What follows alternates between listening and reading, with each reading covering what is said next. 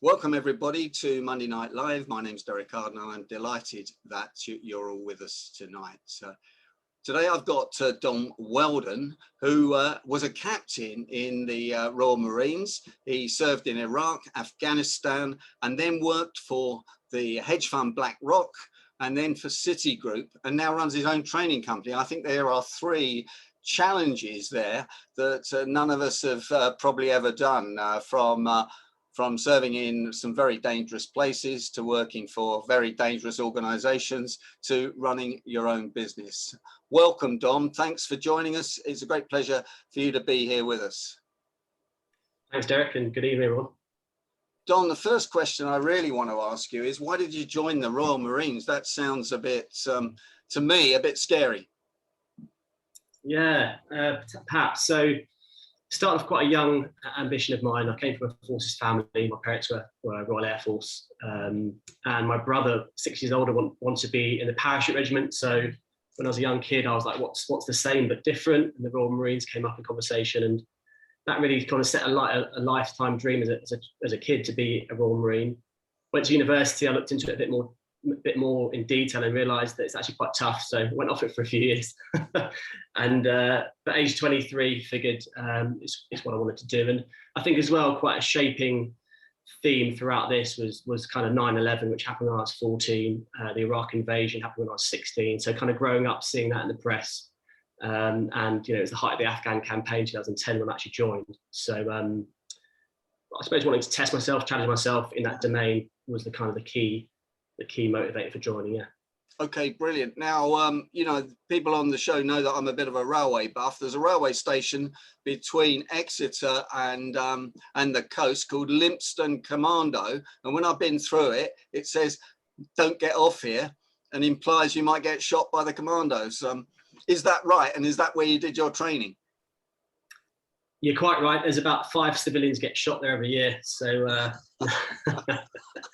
no, I'm joking. It's you can obviously get on and off it, but you're quite right. It's Lympstone Commando. It's the Commando Training Centre's very own train station, and you arrive for training on day one, and you step off the train with your ironing board and your bags, and get met by a pretty imposing drill sergeant who takes you from there. But Commando Training Centre. It's just nestled between Exeter and Exmouth on the River Exe, on the mudflats, and that's where the fun happens. Yeah. And so what training did you have to do? I can't imagine what it was like. I imagine it was like 2 years of running up and down mountains and hills and et cetera, et cetera. Tell us about that. Yeah, I think you look back on rose-tinted glasses, don't you? But I had the pleasure of going back to Lympstone, actually on the training staff a few years into my career, and taking recruits through training, which gave me a good insight on both levels. But essentially, it's a 32-week course for young Marines, or recruits looking to become Marines, and it's double that for young officers. So 15 months from front to back was my officer training, and it basically prepares you from civilian on day one to lead a troop of 30 Royal Marines commandos on frontline operations the day after you pass out of training. So it's a pretty intense period, and I'd say there's kind of two main angles they're looking at. One is to make you physically robust.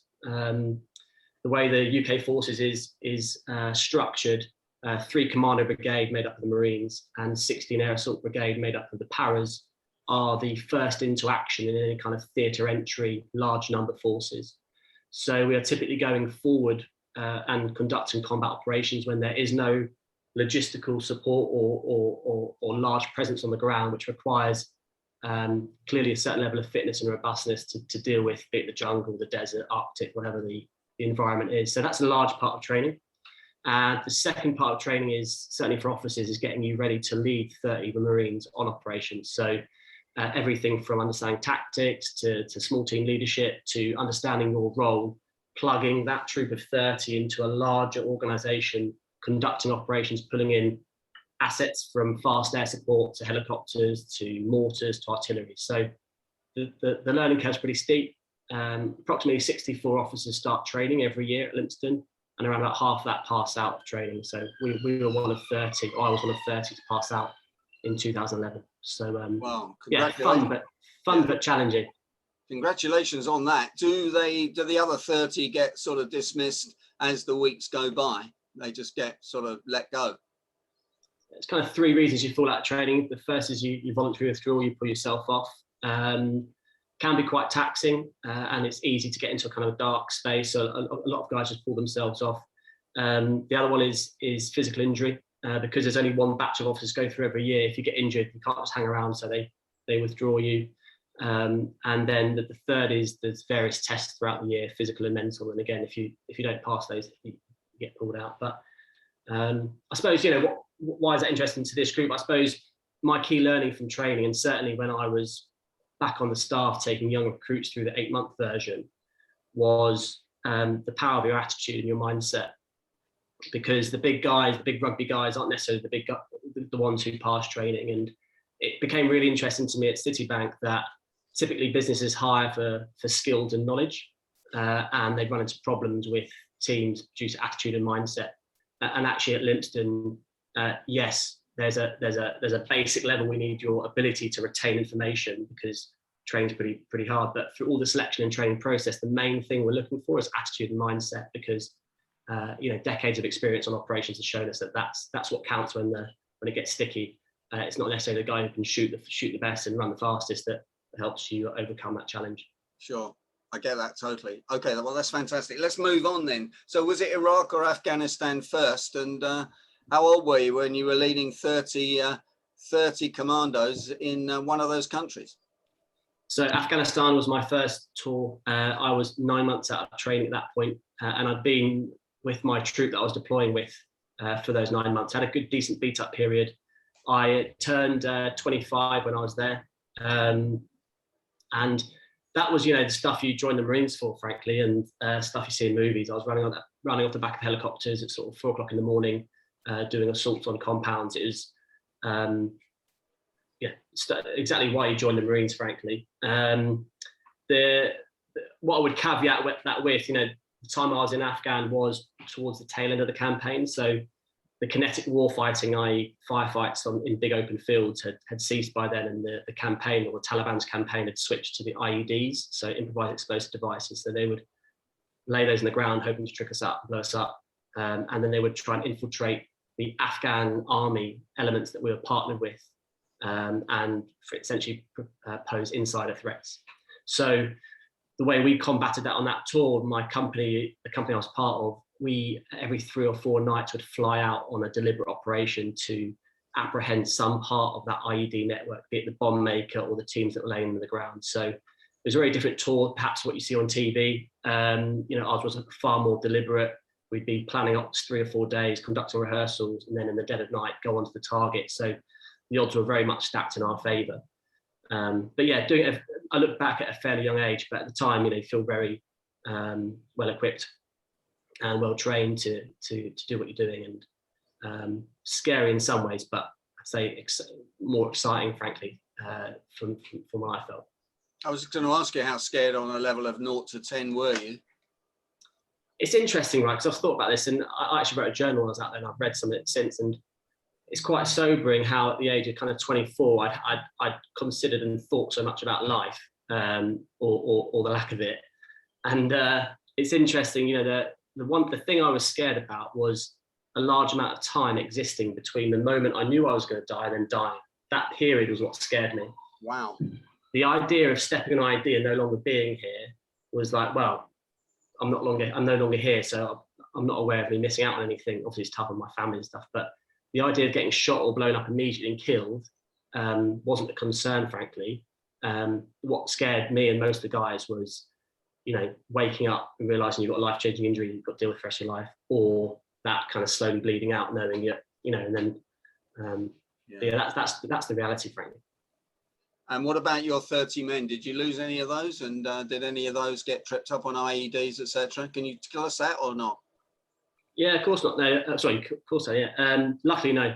On my tour, in my troop, there were no casualties. We had casualties in the battle group. So 40 Commando was an 800 strong group that deployed, and we had a number of killed in action then, unfortunately, which does change things because, and again, we talk a lot about companies now about visualization and the importance of going through issues and problems as they arise. And that was a lot of work we did on before we deployed, because a lot of lads were excited. I mean, I was excited to get out to Afghan, but we were all mature enough to realize that naivety is gonna disappear pretty quickly when guys start getting killed. And then how do you deal with that? Because you've still got to go out on ops day after day, week after week. You know, little things like you can't attend the funeral of the guy who's been killed because he gets repatriated to the UK and you're still out there fighting. So little things like that, and talking it through and visualizing, not if it happens, when it happens, because it was an expectation we were going to have a higher casualty rate than we did. And so having the ability to visualize, talk it through, consider what would happen, how we'd go about it, helped in the instance that it did. I mean, the first guy that killed was Dave O'Connor. He was in our Bravo company, which is based the same place as us.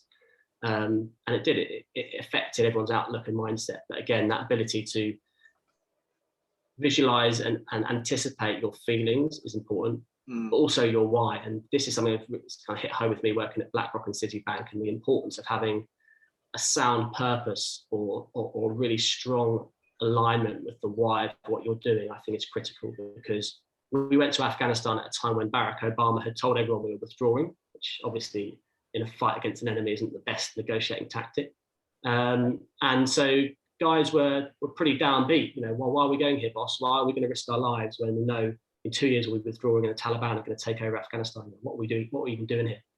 And so spending a bit of time with them to really ascertain what is our why? Why are we as a group of 30 deployed, and how are we going to deal with deaths and casualties as they occur? How are we going to stay motivated to go out the door day after day, run off the back of a helicopter every night?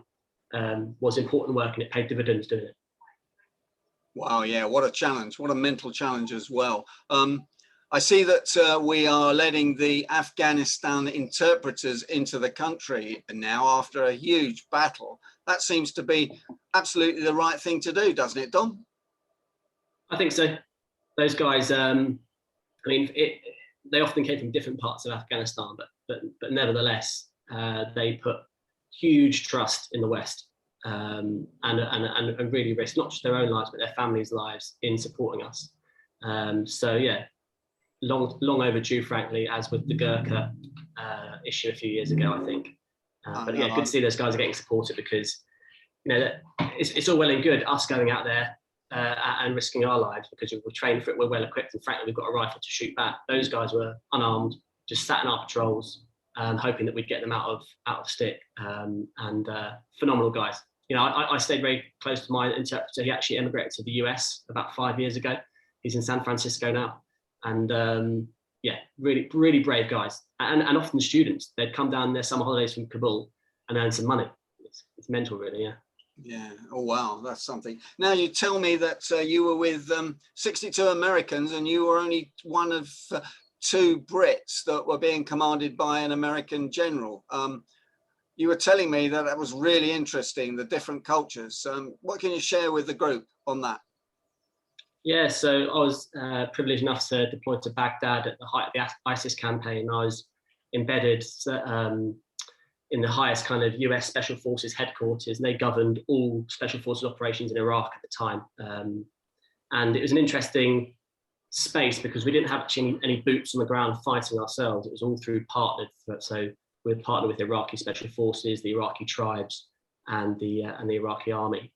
And yeah, I mean, Americans, love you guys, Tim. You're cut from a different cloth, but I mean, there's so many similarities. And I learned a lot about American football. I learned a lot about steaks and cooking a good steak out there. But I just actually, there is a really interesting way of operating, and it was a completely different end of the spectrum for me. In Afghan, I was frontline, running off the back of a helicopter, 30 guys. I mean, there's no one in front of us. So when I was in Iraq, I was at the highest headquarters there is, with 4 layers of headquarters below us before you got the guys partnering with the Iraqis on the ground. So a real different experience, frankly, a lot more comfortable. I was having steak every night and lobsters, and believe it or not, lobsters in central Baghdad, and showering, and it was nice. Playing some American football on the weekend. But something that really blew me away actually was how forward-leaning and open the senior officers were. And sort of case in point, my commanding general was a 1-star general, a brigadier. So that's kind of 4 ranks above me at the time. And in meetings would often go around down to my level, asking for our input, casing out ideas, bouncing ideas back and forth. And that blew me away really, because I think certain parts of the British military can still be quite hierarchical. So it was a real meritocracy. I mean, rank almost in the headquarters, rank almost counted for nothing. It was the value you added, which was refreshing. Could be quite embarrassing for some of the senior officers, unfortunately, but I found it really, really interesting. And there was another general I think I spoke to you, Derek, about before. He blew me away. He was at one time the commanding officer of Delta Force, which is the US's premier tier 1 kind of special forces unit. And he came into theatre, Texan, got a really long, no, it's not Texan, from Louisiana, really long southern drawl. Came into theatre, said, guys, I know very little, guide me, I'm going to be asking tons of questions. And so when I first met him, I thought, oh God, who have they put in charge of this unit? But over time, you could just tell by how well he listened and the questions he asked, what he was doing. His emails would finish at midnight and start at 4 a.m. So he worked till kind of 3.5 hours sleep a night. When he was visiting in Iraq, I used to get up at 5 to go do my phys. He was just finishing his phys circuit in the morning. And what I absolutely loved in his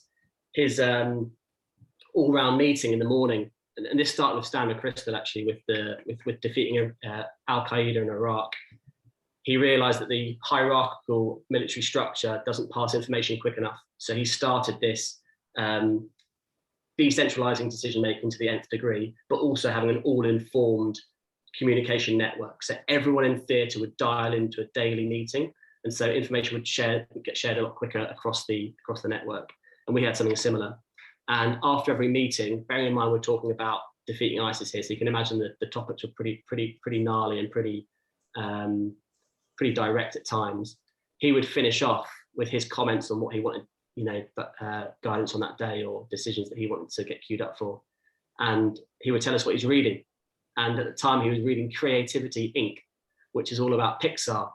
And it just blew my mind that this guy is running, he was the one above my boss, so he was in charge of Syria as well. He was running the campaign, Iraq and Syria, and imagine that's not enough information to get by. He made time out of his day to learn about the Pixar story and what lessons he could apply from that to the campaign. So yeah, blown away, frankly, by working with some of the Americans. I thought they were fantastic. And what was the, I probably asked you this, but can you share what the scariest thing was? Was it with an IED? Was it in Afghanistan? Was it in Iraq? Yeah, so I didn't have too many hairy moments in Iraq, to be honest. Afghan, there were a few. I think the scariest probably would have been my first time on the ground. We knew we were going forward to be a deliberate operations company, as I mentioned. So we're typically having 3 to 4 days to plan our operation, rehearse it to the nth degree, and then deploy on the ground. The first time we actually called out was in response to a young Gurkha officer getting shot and killed, unfortunately, a few kilometers down the road. So very little planning, thrown in the back of a vehicle, here's a map, kind of figure out when you get there.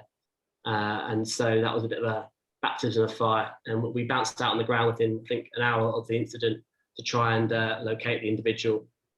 We're unfortunately not successful, but that was a bit surreal as well, from seeing it on TV so much, pretending Salisbury Plain in Wiltshire is Afghanistan for a few exercises, and then actually stepping out back on it and you realise, wow, I'm stood in Helmand, Afghanistan. It's a bit surreal. And then I think not that same patrol, but a few patrols later, we would have a radio that could listen to what the Taliban was saying. It's called the ICOM radio. So our interpreter would have that radio listen to them the whole time. We'd actually listen to what all the insurgents were talking about around us, and they knew we were listening. So sometimes they would, pretend that they're attacking us, and they wouldn't. So after a while, you kind of don't take too much notice of it. But I remember the very first time, all the guys in my patrol, 10 of us were kneeled down, and I walked to the back to speak to someone, and I came back walking along the line, and Sam, the interpreter, probably not his real Afghan name, but he went by Sam, he said, he just started chuckling. I said, oh, what are they saying? And they said, they've just identified you as the commander walking back up the patrol, and they're planning to take a shot at you. And so that was a bit of a moment for me. But again, they're very good at kind of saying things to freak you out and getting you to move and do things. So over time, you got used to that. Wow. Wow. Yeah. Okay, I'm sure there'll be some questions in the chat box for you about that, but let's turn the clock forward now to leaving the Royal Marines, which must have been a big decision for you, and turning up at the biggest hedge fund in the world. If Black Rock is a hedge fund, I don't know what you call it, but it's certainly got the biggest number of assets. I read in the Financial Times 2 weeks ago. That must have been a culture shock for you. It was, yeah. So Black Rock is an asset manager, if you're terminology wise, but it's they've got 9 trillion under management. Yeah, which is, I know they're a household name in the US, but not many people in the UK have heard of them. But they sit behind pretty much most of your pensions, insurance funds, and a lot of kind of retail investment vehicles.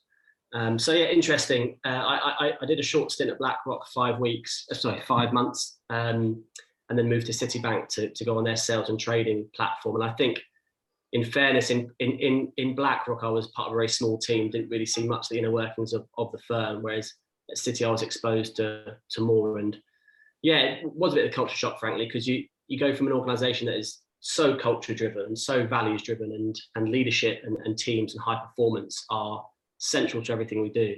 And then I found myself on the trading floor of an investment bank, which is very different, to put it mildly. The structures are incentivized differently, right? So it's all about the individual, and by their own admission, there's limited leadership training goes in for managers, and typically managers are highlighted by being the most profitable on their desk. So you can imagine over time and promotions that can lead to, with the best will in the world, people who just perhaps aren't that strong at leadership.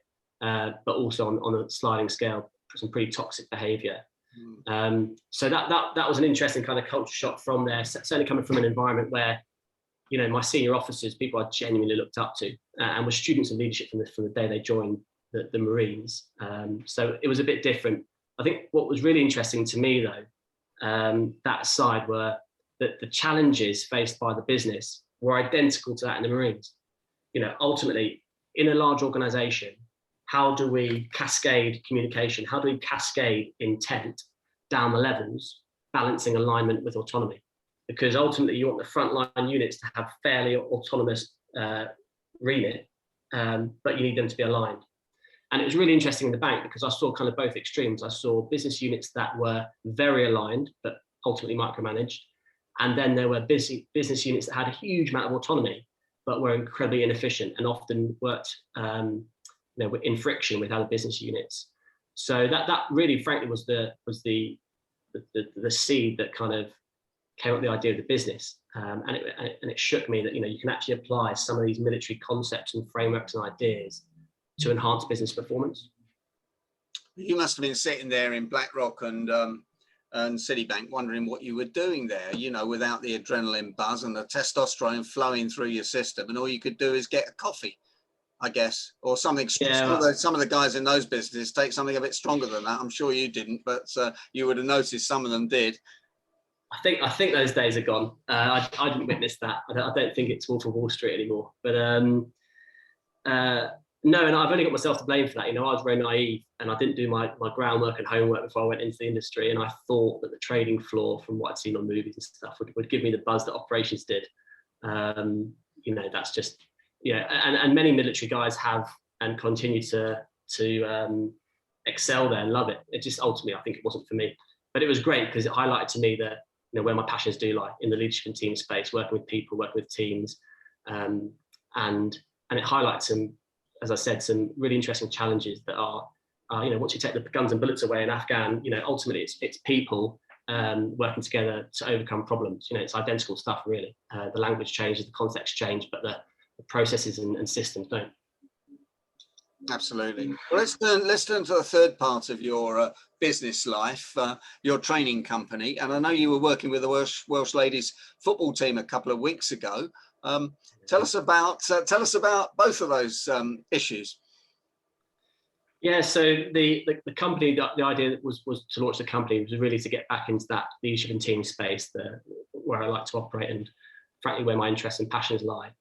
And I've partnered with a fair few people who have been in that space longer than I.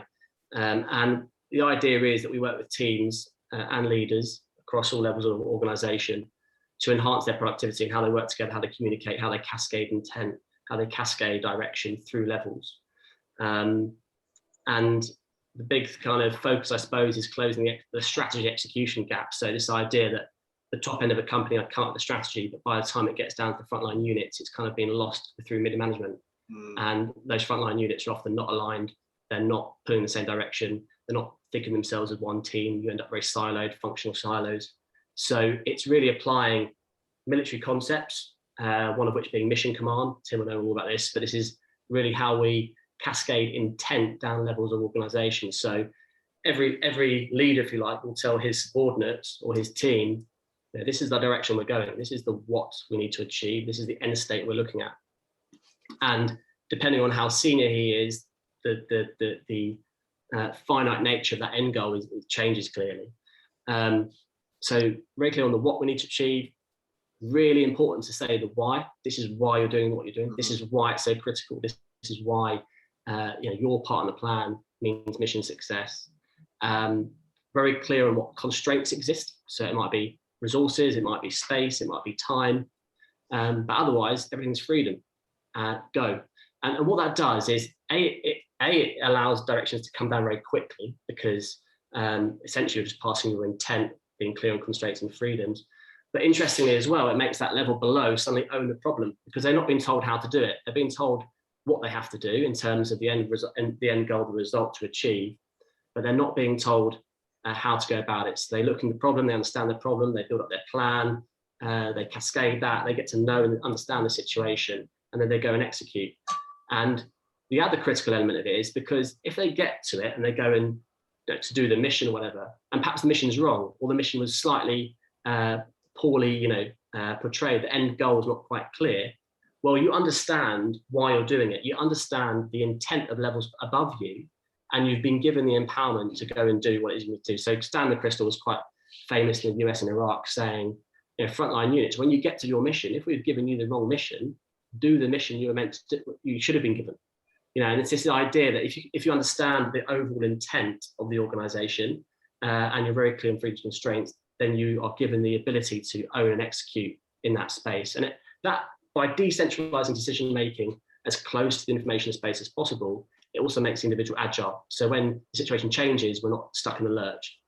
So these ideas, these military concepts, are what we're trying to apply to business organizations. And tell us about this weekend you had with the Welsh ladies football team. I'm certainly very envious about that. I want to know more. So, what a fantastic group of women. And I don't follow football, but I think I will, just to see how they're getting on, because this is a team who have never qualified for a European Championship or World Championship. So there's a real lack of self-belief there. And we were kind of approached, someone I worked with, Scotty Mills, and he did this while he was still in the Marines with the English football team pre the Russia 2018 World Cup. They came down to the Commando Training Centre. Similar kind of thing, really. How do we bond the team, and how do we make the team think as one? Certainly, because in football, you've got these individuals, again, who've played club level. When you get them together for a short period of time, how do you switch their mindset to play as one team for the country?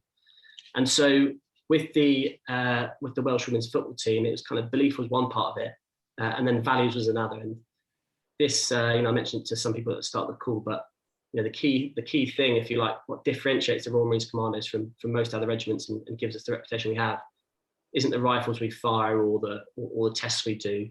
Those are pretty standard across the military. It's the attitude and mindset, what we call the commando ethos. So these values that are kind of drilled into us through training and lived and breathed through your life in the Corps.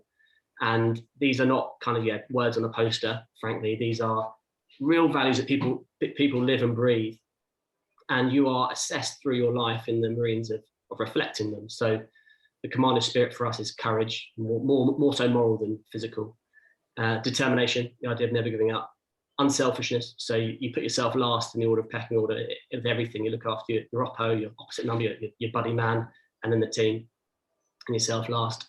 And then the last kind of one is cheerfulness in the face of adversity. And that's the idea that when the chips are down, if you can crack a funny and crack a smile, morale rises pretty quickly.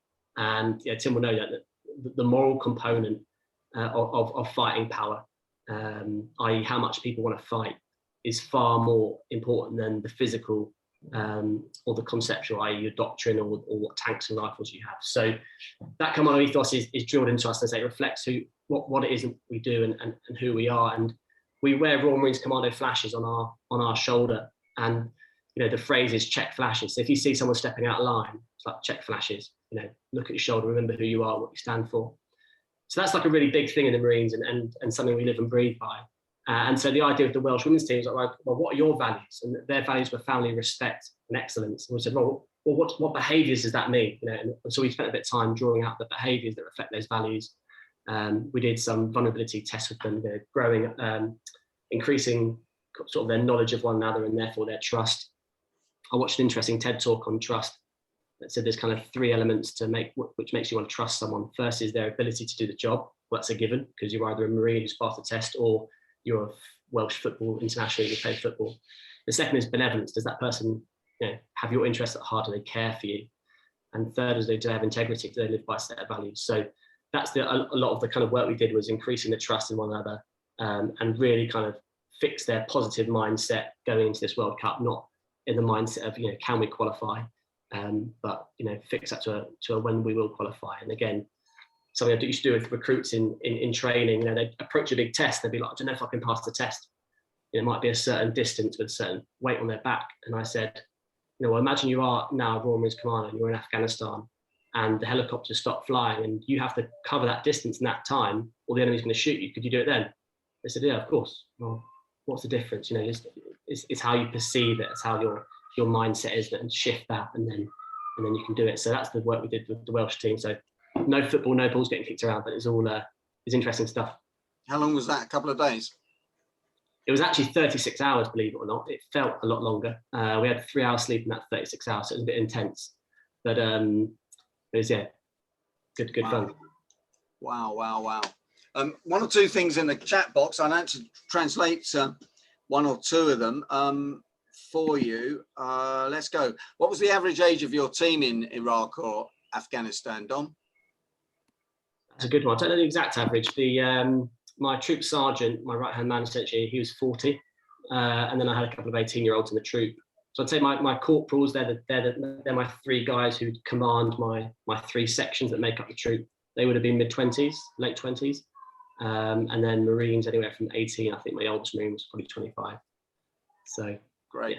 Yeah, a bit of a range.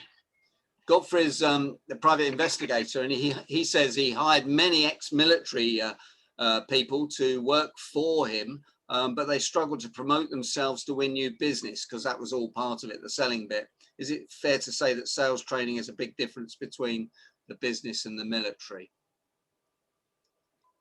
What's that? Is in the promoting yourself, you mean? Yeah, sort of promoting yourself and selling, really. You don't have to sell yourself in the military, although thinking about it, you probably do, don't you? You have to sell yourself to influence people.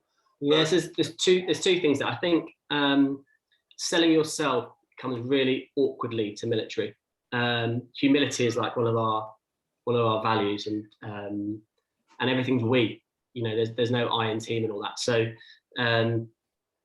for my first few interviews, I was saying, oh, we did this, and she was like, oh, what did you do? And I said, oh no, I did all those. But like, in your mindset is to, and so I think you have to get, comfortable with bragging, not bragging, but like, highlighting your achievements, which comes quite unusually, quite difficult. I mean, there's a friend of a friend in the SBS who sent me his CV to go over, and you'd think this guy just like, manages the computer at the base. He's on frontline operations all around the world, but it just doesn't sell it, and so it doesn't come naturally. I think the second point is that sales as a role, I actually think it's quite well suited to a lot of military guys, because one thing I think that gets stuff done in the military isn't so much rank, believe it or not. I know that's a common misconception, but it's empathy and emotional intelligence. If on the front line, if I order Marine Blogs to go and run across an alleyway and risk his life, he's a human, right? He's not a robot. So unless he buys into me and what we're doing and why we're doing it, he won't do it. So ironically, relying on rank to get stuff done,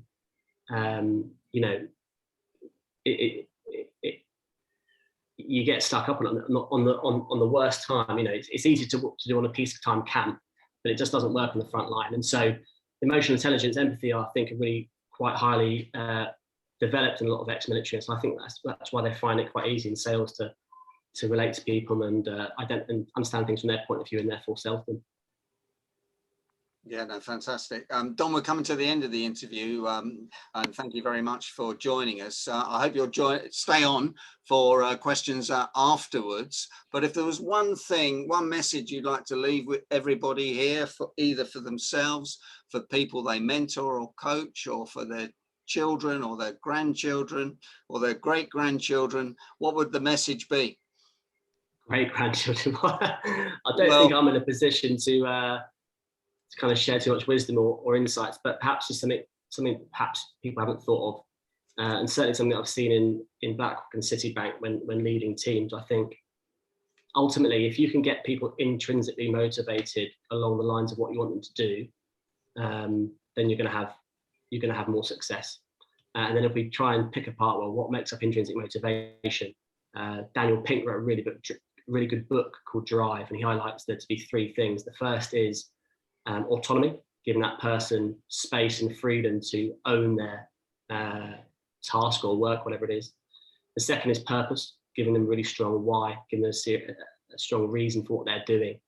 And the final one is mastery. And that doesn't necessarily mean becoming a master at something that's going to make you, but that room for growth and that room for constant development and the whole kind of growth mindset piece. So I think when leading teams, if you can focus on delivering and providing those three things, then you'll have someone who is intrinsically motivated, and therefore you can avoid, or you don't have to use all the carrots that we see through bonuses or the sticks through punishment. And another critically thing with relying on extrinsic motivators such as carrot and sticks is that they require you, the boss, to identify the challenge that needs to be done. If people are intrinsically motivated, then they're on the lookout for that themselves, and they'll get things done while you're, even not aware of it. So that would be I feel awkward giving tips, but that would probably be it if I had to. I think it's a great tip, and I think you probably selling yourself down. The wisdom you have from working in Iraq, being a commando, and the leadership that you've had to learn, deliver, pass on to other people is phenomenal. Dom, thanks for joining us, and tell us the name of your company for anyone watching this, and how they get hold of you. It's Albany York, one word, albanyyork.com. I'll put my email in the chat if anyone wants to drop me a line, dom.weldon@albanyyork, or on LinkedIn as well. So be more than happy to have any discussions around this. I love talking about sort of stuff, so feel free to get in touch. Okay, Dom Weldon, thanks for joining me on the Monday Night Chat Show. If you're watching this on YouTube on the Negotiators podcast, please or listen to it, please like it, and look forward to seeing everybody next week. Thank you, Dom. Cheers.